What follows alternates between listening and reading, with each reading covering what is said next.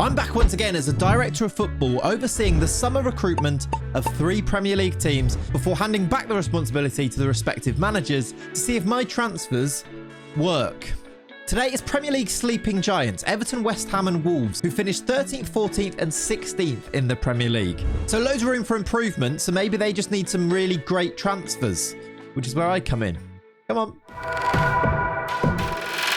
All right then, welcome back to another one of these realistic rebuild director of football videos. Today, we are going to be taken over as the DOF at Wolves, Everton and West Ham. And for me, these 3 teams they're quite interesting case studies when it comes to transfers. They seem to me to be perennially trying to make big, ambitious signings to try and make that jump into the top half of the Premier League. And sometimes you come away from a summer window and think they've done brilliantly. That is a fantastic set of business. West Ham last season is almost the case study for people coming away thinking you've won the transfer window and then on the pitch, it just not quite working. That's what I'm going to try and avoid doing today. We're going to start with Wolves, I think. Now, I always think that Wolves are quite ambitious in the transfer window. They have these contacts with certain super agents, and sometimes they can attract players to come and join them that you think, oh, they could have ended up at one of the top teams from around Europe, but they've ended up at Wolves. And I wonder what this summer window will bring for them in real life as well. In Football Manager, I've given it my best go to give a team to Vitor Pereira to hopefully maybe push them up the league a little bit. Of course, though, with the worry that maybe they get dragged into things as they were last season. I think, though,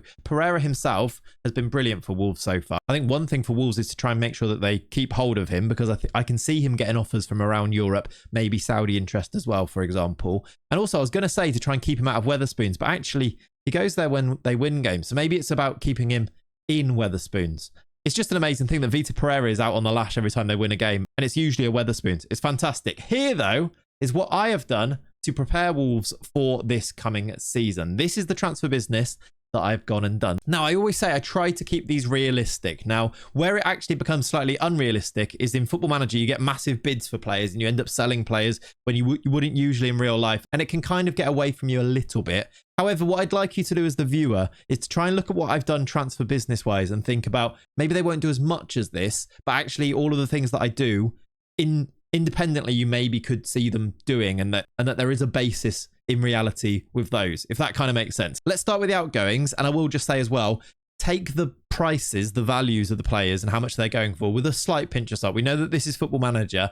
Sometimes they might be massively inflated. Sometimes they might be below what you'd expect them to go in real life. So kind of take those with a slight pinch of salt too. You understand where we're coming from with this, right? I just want to have a conversation about football transfers with you guys because I find it so interesting, genuinely so fascinating. Anyway, let's start with these outgoings. Ignore the Ruben Neves one there. That's something from before. We have sold Ryan Aït-Nouri to Man City, which is something that's happened in real life. Wolves fans, are you happy with the fee? Do you think you could have got a bit more for Aït-Nouri? Are you disappointed to see him go? I think he's a really good footballer myself. He was linked with Liverpool quite a lot, and I could see it happening. It feels like a bit of a departure from City from where they've been recently with these centre-backs playing as fullbacks to go and sign a flying left back like Ryan Aït-Nouri. I think he's a really good footballer. I think he's actually quite strong defensively, really good going forward. I think the one thing that Pep will need to look out for, and maybe this will get trained out of him, is that weird ability of his to just sort of pop up on the right wing rather than where he needs to be, which doesn't sound very Pep, does it? But I do think they've got a really good footballer there. I've also sold Fabio Silva. He's gone to Dortmund for 24 million. Now, Wolves fans, I'm sure you would love this if this was to happen. 24 million is a lot of money. He is linked with a pretty big fee away from the club this summer, and it has to be surely the summer where he does depart the club, because it's been a failed transfer. But actually, in the current market, and after a vaguely successful loan spell at Las Palmas, maybe this is the year where you can actually get a semi-decent fee and recoup some of that money that you spent on him all those years ago now. I've also let Hwang Hee-chan go and Gonçalo Guedes out the door, which is good money coming in. I think if there were good bids for these types of players in the squad, I think Wolves would probably say yes and let them go. Likewise, Tommy Doyle, who hasn't really fit in with what Pereira's done with some of the other midfield options that they've got. If a team like Sunderland came along and said you can play every game, I think we could see him go. I've also allowed Boubacar Traoré, Santiago Bueno, Sam Johnston to go. Keanu Hoover's gone. Chiquinho's gone. Like I mentioned before, I don't expect all of these guys to go because I think it would maybe be too much. But independently, I think if you were to say, is it realistic for this player to depart this summer? I think there's a conversation to be had that says it would be. Maybe just not all of them at once as we've done here, but transfers are fun. So let's move across to the incomings. Let's have a look at what I've done. Ignore the Nasser Giga one. He's actually come in real life, hasn't he? And a similar story with Jørgen Strand Larsen, who's had his loan made permanent. These are the players that I have decided to sign and recruit for this Wolves team. And I'll show you them in Vitor Pereira's system afterwards before we hand back the responsibility to Pereira to go and do the season. I have gone for a new right wing back in Thierry Rendell Carrera, who's going to replace the departing Nelson Semedo. He's not on this list here, Semedo, but his contract is due to expire at the end of June. So they will need to move to bring in a starting right wing back, you'd imagine. I think he's Portuguese. I mean, that might be the end of this link here, but it feels about right. They've signed players from Valencia with Guedes and things before. He's Portuguese. He's a pretty, he's the profile of player that I think Wolves would like to have in their squad. I think it just makes a lot of sense on paper. I don't actually know if he's had real life links, but to me, this one just fits. I don't know what you think. So we've gone for Thierry Rendell Correa as the right wing back. I'll jump across actually to the left wing back as well, because there definitely is another gap in this Wolves starting 11 now with Rayan Aït-Nouri's departure. I've gone for Leif Davis from Ipswich as the replacement there. They have had links to Gerard Martin from Barcelona recently as the left wing back, but that one seems to have cooled a little bit. It might be reignited, who knows. I've gone for Leif Davis just because he's homegrown, and I think he just fits really for what Wolves are looking to do here. They've also been linked with Trey Hume from Sunderland, who usually plays on the right-hand side, but can play on the left-hand side as well. I think Leif Davis makes a lot of sense on this side. I think about 15 million is what I've paid to bring him in here.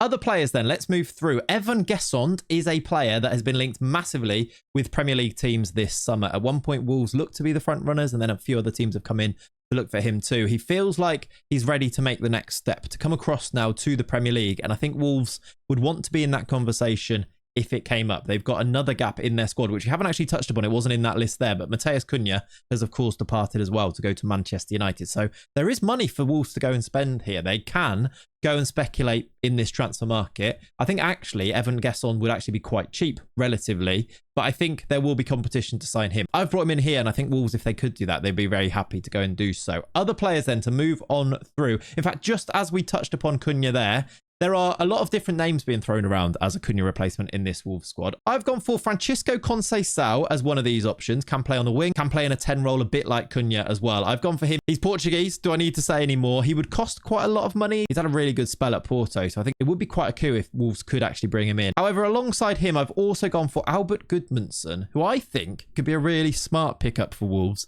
in the number 10 role. He's been playing his football at Fiorentina on loan from Genoa, and I think just by looking at him, I think he can make that transition across to the Premier League, and he could be a bit of a Cunha for Wolves. He would cost a bit of money as well, though. I've paid £24 million for him here, so maybe it could be a case of one or the other for Conceição. There's also a player not on here that Wolves do look like they're going to sign in, Fer Lopez, who's another one of these forward winger players who is probably going to be an alternative to Conceição, but I've gone for him and already did this before that happened. So again, take it with a slight pinch of salt. We're keeping it vaguely realistic, but of course football teams are actually doing their transfer business as I record these, as they're edited, as they start to be put up on the channel, of course.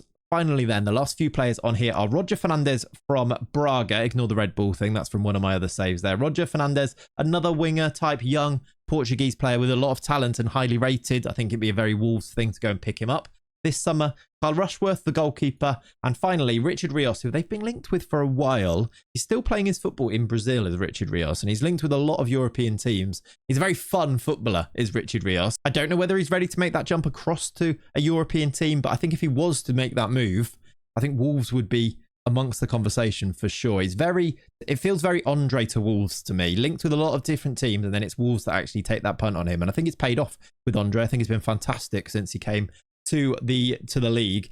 This though, all of that transfer business, which I've talked about for a while now, I think will come together to look a little bit like this in Vitor Pereira's system. I think they'll continue with Jose Sá as the goalkeeper. They'll go with Robert Renan as the left-sided centre-back, who's actually somebody that I brought in that I didn't actually go through there. I missed him on that list. But again, I feel like he's quite similar to Rios, actually, with Wolves being a team that might just take a punt on him, a team that actually is brave enough to bring him in and try him, where other teams may not take that risk. So he's come in for, I've done it for about £6 million. He probably costs a little bit more than that, to be honest. But he's currently playing his football not at Zenit, as it says on here, but actually in Saudi Arabia. So maybe there's a chance to bring him back. He's still very young, is Robert Renan. Anyway, Anyway, I think if he was to come in, he'd make up a back three. Agbadou has been fantastic since he joined. I think Mosquera is solid. I think Renan would be a great signing on this left-hand side. And then they've got other players like Totti. They've got Matt Doherty who plays there. They've got Nasser Jiga who came in, I think it was in January he joined, wasn't it? They've got other options if they want to. Then I've gone for Rendo Correa on the right-hand side, Leif Davis on the left-hand side, as we talked about. This lovely midfield two of João Gomez and Andre, who are so dynamic. I think João Gomez especially,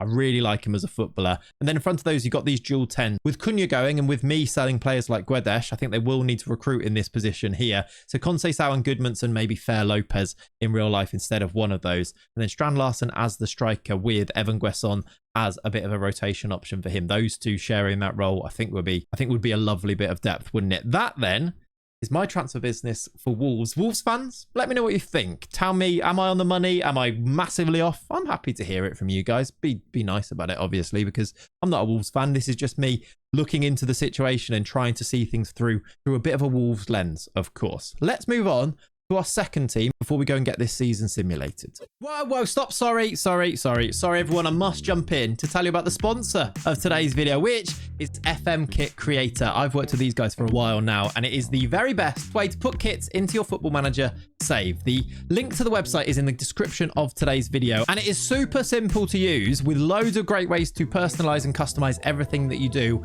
so that you end up with amazing looking kits in your Football Manager game. I've recently been doing a Liverpool save just for fun whilst I'm up late with the baby, and I was just looking at the kits thinking I really want to have the new kits, but they're not out yet. They're not even been released. We've only got leaks. So I created them myself in FM Kit Creator, and it was so easy to do. The best part though is that with a couple of clicks of a button, they're in your Football Manager game, not just as the 2D kits that you see on the club screen, but as 3D kits in the match engine as well. It's fantastic. It's just a really good Football Manager website, and I use it all the time. So I'm very happy to point you guys towards it too, and thank you so much to FM Kit Creator for sponsoring today's video. Let's get back to our DOF rebuilds. Come on. Next up, we have David Moyes' Everton team, and slightly less transfers here, but still a fair few to get through. I'm going to go with the outgoings first of all, and I think there are a couple of big ones. Ignore Alcaraz on here. That's just something that happens in the database when they actually sign permanently. So he's gone out and come back in. They have signed him permanently this summer for a decent chunk of money as well. But I think he probably does justify that output. I think there is a really good footballer in there. He was actually a very smart pickup, I think, from the Brazilian league in January, I think it was, wasn't it? I've also allowed Mason Holgate to go, as well as a few youngsters here. The big one, though, Dominic Calvert-Lewin, looks like he's going to be leaving the club this summer. It's a bit of a shame, actually, I think, the story of Dominic Calvert-Lewin. Injuries massively, of course, playing a part in his story. He looked like such a good player for a couple of seasons, didn't he? Then injuries caught up with him this season. Only started 13 games, only scored 3 goals. Yeah, I think he's going to move on this summer, which does give Everton something to do, trying to find a reliable striker. I know Beto had a spell last season, but I do think it's a position they are going to be looking at this summer. And I've thrown my hat in the ring for who I think they're going to do. And it is a player that they have been linked with as well. Let's jump across to it. I've brought in Tieno Barry from Villarreal. He's going to cost about 20 million, 22 million, something like that to bring him in from Villarreal. I do think they are going to need a consistent striker in their team to maybe share the load with Beto, who is patchy at best, I think you could say about him. So Barry is in through the door. I've also picked up Sergio Reguilon, who has left Spurs on a free transfer now. He's been on loan at Brentford since January. I don't really know where he's going to end up playing his football, but I could see there being a spot in the Everton squad for him if they wanted to go and do that. So he's been picked up on a free transfer. I've also raided Leicester for Wilfred Ndidi. I still think there is a player in Wilfred Ndidi in a strange way. It looked like he obviously peaked a long time ago, but I think a team like Everton under Moyes, I'm not sure he's actually been linked in real life, but it feels like this one sort of fits. So I've gone for him in their midfield as an option. I've also done a transfer that is being linked at the moment, and that is the signing of Jack Grealish. This would be, to me, a massive signing for Everton, a real statement of intent. It would probably be a loan, of course, but if they could bring him in, I think he brings real dynamism to the Everton attack, something that they really do need. I think if they could get it done, I know he's really struggled, and I know he's been a massive flop at Man City. I don't think we can get away from that, mainly because of the price fee, but there is still a really good footballer in Jack Grealish. And I think in a different environment, you could see him really flourish again. Maybe Everton this summer could become that environment for Jack Grealish. We will see. I've also, next up, I've gone for Matt O'Reilly. Since recording this, it looks like he's going to go to Napoli, which is a bit of a curious situation. I think Matt O'Reilly is a fantastic footballer. I think he's been really unlucky at Brighton because of the injury that he got. It was a really bad injury, wasn't it, when he first arrived? And I think that might have just ruined his Brighton career. I think a move to a team like Napoli could reignite his career. Think of the story of Scott McTominay, for example. which is why here I went for him to go to Everton. However, doesn't look like that's going to happen now, does it? I've also picked up Mohamed Diamande from Rangers, who I think is just a really good midfielder. Then finally, Christian Walton as a goalkeeping option. So not loads, not as much for Everton business. It means the team is going to look like this. Pickford in goal.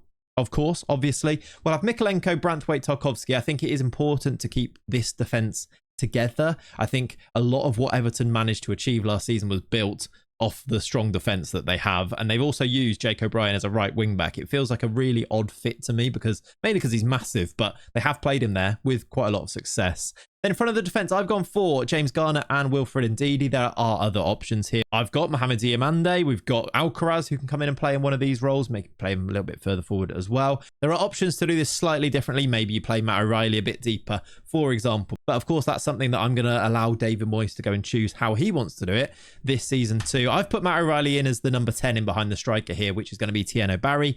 Grealish from the left-hand side and Ndiaye from the right-hand side. That feels like a really creative, fun attack to me, especially if Tieno Barry could hit the ground running if he was to arrive. This is the Everton team. We will, of course, hand this back over to David Moyes now. We need to move on, finally, to West Ham and Graham Potter. This is the West Ham team, then, that I've picked going into this season. Let's do it from here and then have a look at the tactics screen afterwards. There's a new goalkeeper in Robert Sanchez. I think Robert Sanchez has struggled at Chelsea. I think we could see him move on this summer, depending on what they do at goalkeeper. Maybe they eventually make the signing of Mike Maignan from Milan. Maybe they don't. If they do, maybe Sanchez is back on the transfer market. I could see him moving to a team like West Ham. Maybe, though, Areola would keep his place. And I don't think there's a massive difference between the two goalkeepers, but I've gone for Sanchez here. In front of him, we've got this back three that Graham Potter is probably going to go with, of Max Kilman, who I think is great. I think he's a very solid Premier League centre-back. We're going to have Jean-Claire Todibo, who did okay after a slow start last season. And I've picked up, and I think this could be a really good bit of business for West Ham, I've picked up Taylor Harwood-Bellis from Southampton, relegated Southampton, of course. I think he's shown in a pretty poor Southampton side, I think you have to say. I think he's shown enough talent there to be worthy of playing Premier League football. And I actually think a move to a team like West Ham could be quite interesting for him because they play a back three, because he knows he'll get himself on that pitch and play a lot of football. I could see this one happening. I could see him going to West Ham, and there have been some sort of spurious links to him as well. Burnley, I think, will be very much in the market for him too. He's, of course, got previous with them, hasn't he? But I think if West Ham went in for him, they'd have a good chance of getting him to the club. In front of him, then, we've got these wing-backs, Wan-Bissaka. And I've gone for another Southampton signing in Kyle Walker-Peters, who they could pick up on a free transfer this summer. I've actually seen, since playing this through and doing this in-game and recording this, he's been quite heavily linked with Everton. So maybe actually he could be to one of our other teams now. But it kind of just shows that these can interchange just a little bit. But I think if West Ham could pick him up, he could go in and play as the left wing-back. He's right-footed, but I think he's played a lot at left wing-back, hasn't he? I think that one could make a lot of sense. Him and Wan-Bissaka could be quite complementary to one another from either side, if you see the vision from there. I've then, in the midfield, picked up Dewsbury Hall from Chelsea, who just hasn't played any football. It's a really curious transfer from Chelsea, this one. It felt like something to do with making Leicester happy when they took Enzo Maresca from them, in a way, giving them a bit of money for Dewsbury Hall. It was a strange one. He had a fantastic championship season with Leicester when he was there. It hasn't happened for him at Chelsea because of game time, to be honest, which makes me think it could work at a team like West Ham for Keenan Dewsbury Hall. The only downside is that his name does sound like a prom venue, but I think he could work, especially if it was to be a loan from Chelsea, for example. I've put Souček in alongside him, although I've actually also picked up Josh Brownhill from Burnley, who currently, at the time of recording, is going to see his contract expire at the end of June, and he has been linked with teams like West Ham and Everton. Those are really overlapping, which is why I've actually put those two teams together. I think they will be shopping in the same superstores this summer. So maybe Brownhill, I've got the idea that he might suit the way that Graham Potter wants to set things up in that midfield. He'll be a cog in the machine type footballer, very similar to Dewsbury Hall, actually. I think that kind of could be quite functional, and also the homegrown basis of this side would be really strong. Look how many English players would be in this starting 11. I think that'd be quite important, and I think that's quite important for a team like West Ham as well, where of course they've got Jarrod Bowen, who's going to continue on the right hand side here. They've also then got Luis Guilherme and Somerville, which are quite exciting young players, and it maybe takes a bit of pressure off them having to perform because they've got really good players ahead of them. One of the good players ahead of them is Julio Enciso. Now, I'm kind of intrigued to see what happens with Enciso. His move on loan to Ipswich last season kind of caught my eye, just because I actually thought, because there was a time where it looked like he'd broken into the Brighton side and he looked like he was going to put himself down as a bit of a starter for them. He went out on loan, and And sometimes with loans, it can be a case of go and play some football and then you're going to play for us. Sometimes it can be you're going out on loan because actually we're not quite sure about you. And if it is the latter here, maybe a team like West Ham could take a punt on him for probably, I mean, for a fee of around £17 million, it would represent a profit for Brighton. They might end up taking that if they don't have him in his plans. There's clearly a really talented footballer in Julio Enciso. We've seen the rockets that he scored in the past. I think he'd be really popular at West Ham, maybe taking up some of the mantle that they might be missing with Paquetá. Paquetá actually in this save here has picked up a cruciate ligament injury, so we're not going to see him all that much. And then, of course, there is the massive cloud over him at the moment with the gambling thing that's happening, which is taking a long time. I will just say, it feels a little bit unfair on everybody involved that it's taking as long as it is with these things. If you're going to punish a player, punish them, get it done, rather than it can't be any good for any of the people in and around West Ham to not know what's going to happen there, especially now that a summer window has begun. Do you recruit for this position or not? Anyway, it feels like it's taken a really long time. That's kind of how I feel about that one, and just hurry up, basically. Back to my point, though, I think Enciso could become that type of player, that dynamic player in this West Ham team. Then up front, I'll show you the transfer page in a second. I've gone for Nicolas Gonzalez, who plays for Juventus, but has been kind of linked with West Ham this summer. Now, he's often played out wide for Juventus, but I could kind of see him doing a bit of a role through the middle for West Ham. I do think they maybe need to recruit for this area. I think we did see Fulkrug come into a little bit of form in the latter stages of the season. And he also has been quite brutal in some of the comments that he's made about his teammates and the club in general. If they could get him onto the pitch regularly, I think it makes sense. He is a facilitator of a striker, isn't he? He brings players like Bowen into play, maybe a player like Enciso into play. I just wonder if another one of those players might be somebody like Nicolas Gonzalez. And like I say, has been linked. I've brought him in for £20 million. It would be a decent chunk of money, but it's one that I could kind of see happening. Let me show you then the overall transfers on here as I've just kind of gone through them. I've also picked up Abdoulaye Doucouré on a free transfer from Everton, by the way. Feels very cog in the machine, Graham Potter. Could be quite effective for West Ham as well. I think I went through everybody else except for finally Emedin Demirovic, who also very similar to Gonzalez. I don't think they'll do both, but could be a similar type of signing to come in and play that striker role. Feels quite West Ham to me. That is the transfer business in. Just to show you some of the transfer business out, I sold Edson Alvarez. He is linked with a move away every now and then. I'm not sure he's very Graham Potter, so I wonder if we might see him depart this season. I don't know if it will be for as much money as this, but maybe it will be if it is a Saudi team that comes in for him. I've also sold Mohamed Kudus. He's gone to Arsenal in this save here. I think this summer might be the season that he moves on. I think it might be the time that some teams that have been tracking him for a while decide to try and pry him away from West Ham because he's not had his best season at West Ham last season. I think he's a crazily talented footballer. I think he's actually been a victim of not really nailing down what he is as a footballer. What position does Mohamed Kudus play? I think there will be people who'll be like, oh, he's better through the middle, or he's better out wide, he's better as a 10, he's better as a striker. The fact that you can say all of that about him and it kind of all be true might be the reason that he's not really kicked on in the way that I think he can do. I wonder if a team like Arsenal, I think Liverpool could be a destination as well. I wonder if a team like that would actually bring the best out of Mohamed Kudus. And the fact that he's not really kicked on might be enticing to those teams because he might be slightly cheaper to get out of West Ham. Just my thoughts on him generally. He might stay, and if he does stay, maybe they don't bring in a player like Nicolas Gonzalez, and instead it's Mohamed Kudus who's playing in one of these positions. Maybe plays on the right, Bowen through the middle, that type of thing, for example. I've also sold Nayef Aguerd. He's gone to Marseille in this save here. He was linked with Leverkusen. He's linked with a move away from the club this summer. I feel like that's something we might see happen. Well, Prowse has gone to Southampton. Zuma's gone to Al-Shabaab. There's a few other players out there. Very sadly, Andy Irving has also departed. He's gone to Rangers in this save here. But generally, overall, that is the transfer business of our three teams. Now, it's time for me to hand over the responsibilities. If I go to the coaching team here, look, you can see the assistant managers in each of these three teams are the actual real life managers. I'm going to go and set all the responsibilities over to them, and we're just going to holiday and come back and see how they are doing. So I'm going to go and do that, and I'll see you probably in about December. Right, okay, so it's January, and this has gone wildly different for the three teams that we've done the transfers for. This is the league table on the 5th of January 2024. Wolves are third. Like, what's happened there? We must have done some fantastic business for Wolves, or the system that they're using under Vitor Pereira must be just super strong in here. But they're third in the Premier League with 43 3 points. It's an outrageous return. We'll start with them because, of course, we have to. These are the stats of the players. Look, now ignore who's actually in the positions. I'm not picking the team. So actually, there may be players on the bench here who are starting more games. That actually doesn't seem to be. It looks like we've actually sort of nailed the starting lineup for them. Even Strand Larsen has played 16 games, look, which I was wondering whether he'd get in. I mean, 11 games from Totti. I suppose he's playing some games at centre-back, but actually, looks like we've kind of nailed this.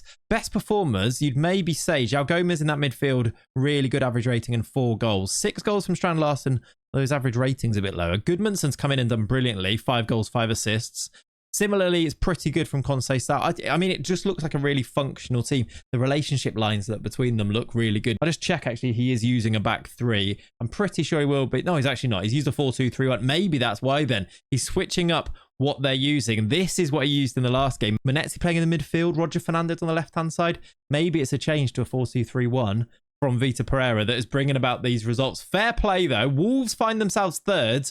But as I mentioned, it's very different for all 3 teams. West Ham next are 13th. This is a little bit more what I expected, to be completely honest with you. They've played 20, won 8, drawn 1, and lost 11. That feels...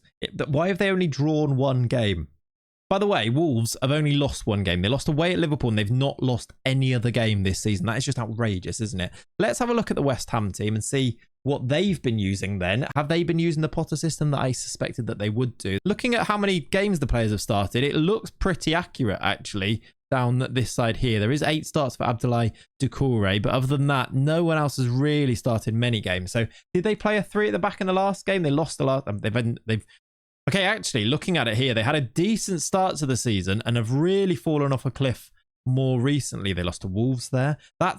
Is that worrying for the rest of the season? Could they get drawn into a relegation stuff? Probably not. They're 13 points clear of the relegation zone. They're probably already all right, aren't they, with, 18 games to play? I mean, this probably shouldn't continue for too long, but even in this, look, they've beaten City, they've beaten Fulham in there, so I don't think we need to be worried about them. Oh, look, Dominic Calvert-Lewin has scored the winner for Newcastle against them.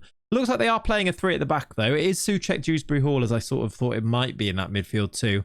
Mavropanos playing a few more games, or at least starting this game here. Enciso, Bowen, Gonzalez starting as the striker, as I thought he might do with Fulkrug off the bench, look. That's all very interesting stuff. I do wonder and hope that they don't get dragged into that relegation stuff if this form continues, but I think they'll be all right. The same, though, cannot be said about Everton. Everton, after 20 games, they've only won 2. The David Moyes revolution at Everton has not gone very well, and they are in the relegation zone. They're lucky, I suppose, that Sunderland are worse than them with only 5 points, but they're 4 points off the relegation zone in January. Now, I could go and do some transfer stuff, but actually, all of the teams didn't have a lot of money left over. So if I do some transfer stuff, I'll let you know. But at the moment, it looks like we probably won't. Instead, though, what I've done with Everton is I have made a change. I've decided that realistically, if this was the situation, they would make a managerial change, or at least they might make a managerial change. And I thought, for the fun of this video, I've sacked David Moyes. He's gone. He's left Everton again, and I've appointed, this might be wild, Ange Postecoglou. Would this work? Possibly not. Would it be fun? Probably. Ange Postecoglou is going to take over for the second half of the season, and he will change up probably the way that they're going to play. So I've put them here just to kind of show it, a 4-2-3-1. It remains to be seen what he actually does. This only happened recently, but we're going to see if he can save Everton from this point here. I'm actually just looking at some of the appearances of some of the players on here. We've got, mainly it looks like this team, Patterson, maybe O'Brien rotating. There is 13 appearances from James Garner on the bench here. There's 10 appearances from Matt O'Reilly. Jack Grealish has got himself 2 goals in his loan spell so far, and 0 assists, which isn't a great return. The average ratings are just diabolical, aren't they? They've also, it seems, used a lot more of Dwight McNeil rather than on the bench as I had him before, which is probably fair, actually. I think he will be I think he will play a lot of football for Everton next season. So maybe I was a bit harsh on him to begin with, but maybe Grealish plays centrally, then Dye on the left-hand side, McNeil, something like this, maybe. We'll see. Let's go now and find out, though, if Ange can save them. Let's go to the end of the season. They've got quite a gap to make up. Let's go and find out if he can do it. Oh, look, the next game is West Ham Everton. Let's go to the end of the season. I'll see you in May.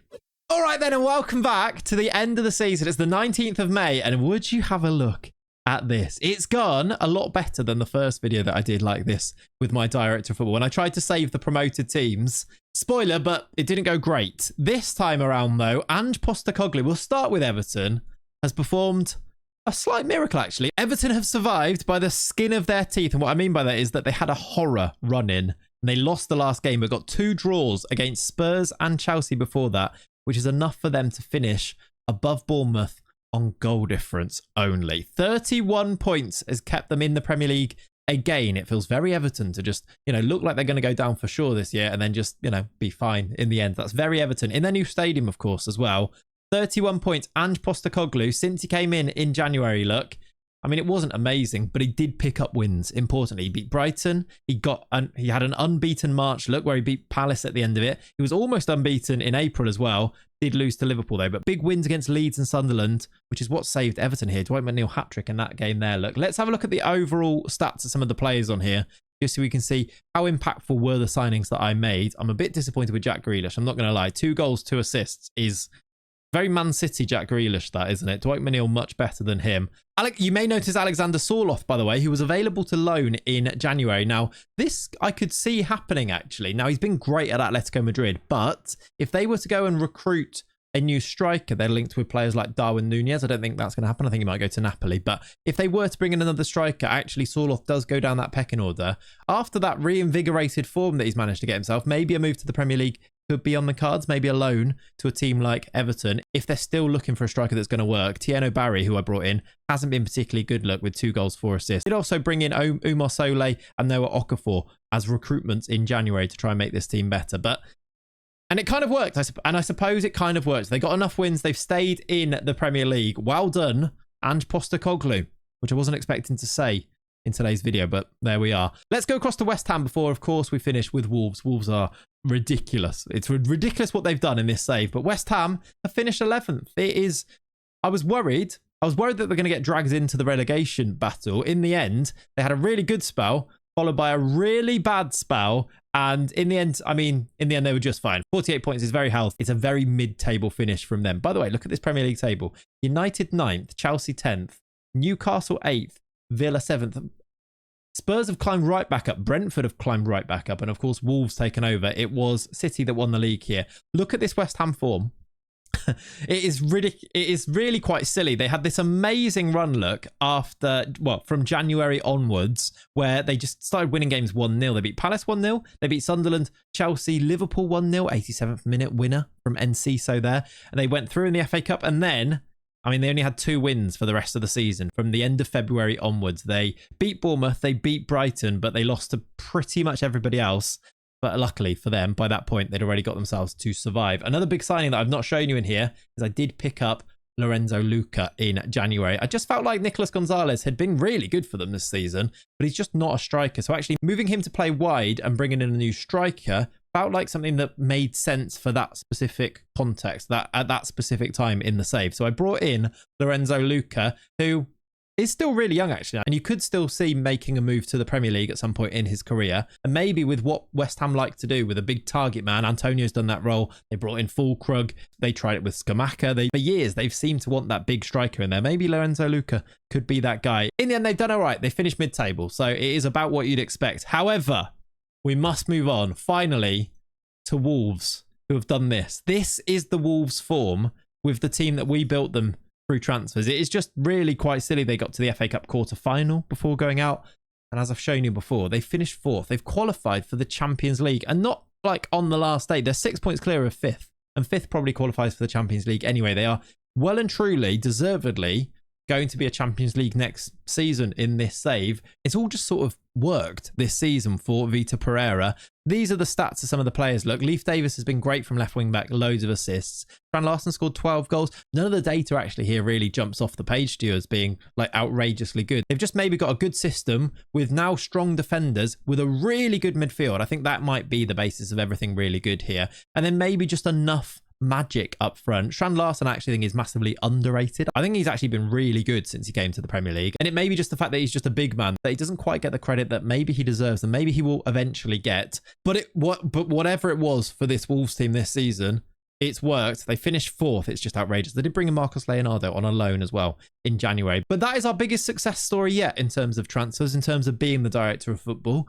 But we move on to our next teams now. Who do you want to see as the next video for this? I want to go through every Premier League team, and then a lot of you have been suggesting go and do it in other leagues as well. Do it with some of the Championship teams and see if you can get them promoted. I mean, yeah, maybe. If you enjoy this and you keep watching and you keep leaving likes on the video and subscribing to the channel, we can do as many of these videos as we possibly want. It fits. It's Football Manager plus transfers. It's very, very me, isn't it? Maybe next to that, I'm kind of thinking, do we do a team like Manchester United as a standalone video? Because there's probably a lot to talk about in a video like that. Or do you group them with Spurs because of where the two of them finished last season? I don't know. I'll have a think. You let me know what you want to see as well. But most importantly, have a lovely rest of your day. I'll catch you in the next video. Thanks for watching. Bye.